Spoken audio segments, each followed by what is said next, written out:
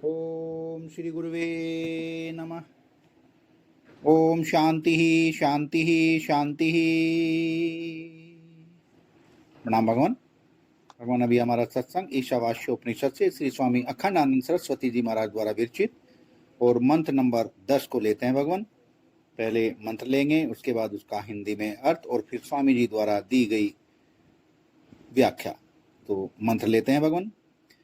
अन्य देवाहुर्विद्यया अन्यदाहुर्विद्यया इति सूत्रं धीराणां येन तत् विचक्षिरे। अर्थात शास्त्र देवता विज्ञान रूप उपासना से दूसरा ही फल प्राप्ति बतलाते हैं और कर्मों के अनुष्ठान से पृतलोक प्राप्ति तथा अंतःकरण शुद्धि भी बतलाते हैं। इस प्रकार हमने बुद्धिमान धीर पुरुष के विधि पूर्वक वचन सुने हैं, जिन्होंने हमें उस कर्म और ज्ञान की भली भांति व्याख्या करके बतलाई है। केवल कर्म रूप अविद्या और केवल उपासना रूप विद्या के पृथक पृथक फल पिछले मंत्र में बताए गए हैं। अब इस मंत्र में यह बताया जा रहा है कि विद्या और अविद्या की उपासनाओं के जो फल हमें बताए वे हमारी अपनी कल्पना प्रसूत नहीं, प्रत्युत अनादि संप्रदाय परंपरा द्वारा प्रमाणित हैं। विद्या का दूसरा फल है ऐन्द्रिक विषय भोग तथा स्वर्ग आदि लोकों की प्राप्ति। अविद्या का फल दूसरा है कर्म आश्रय रूप जड़त्व की प्राप्ति। सीधे शब्दों में अविद्या या कर्म का फल है लौकिक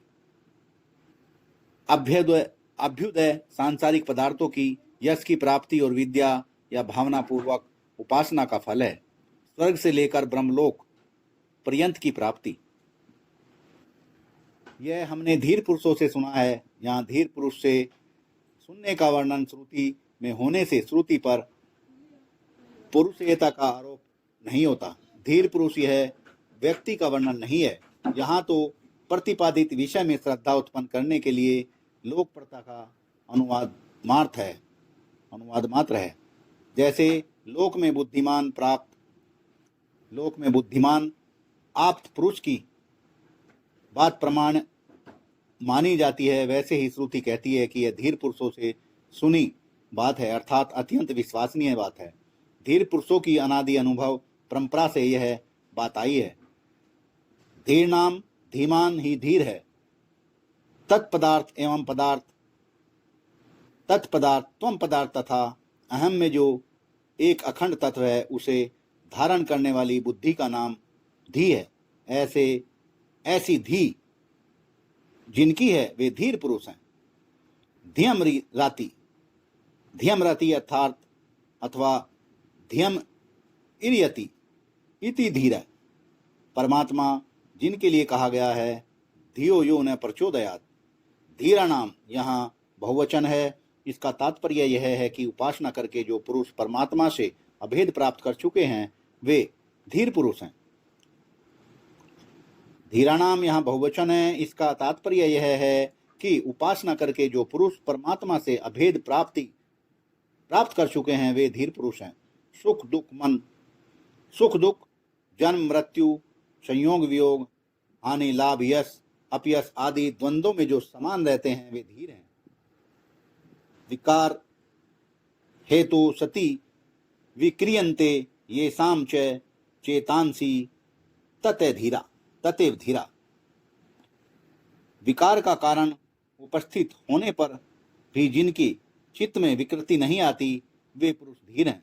विकार का कारण उपस्थित होने पर भी जिनके चित्त में विकृति नहीं आती वे पुरुष धीर हैं। इस प्रकार कर्म योगी, भक्ति योगी, ज्ञान योगी तीनों ही धीर कहे गए हैं।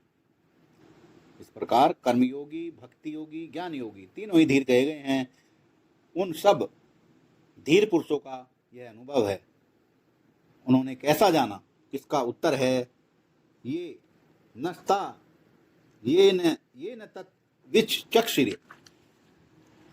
जिन्होंने उसे देखा, साक्षात किया है। चक्षुंड धातु से यह विचक्षिरे बना है। इसी धातु से चक्षु बनता है। और इसी से आचेष्ट शब्द भी बनता है। इस धातु का अर्थ देखना और बोलना दोनों है। अतः उन धीर पुरुषों ने हमारे लिए उनका निरूपण किया, यह अर्थ, और उन्होंने सत्य को देखा, उनका स्वयं अनुभव किया है, यह अर्थ भी है। अनुभवी आत्मदर्शी पुरुष इसका वक्ता है।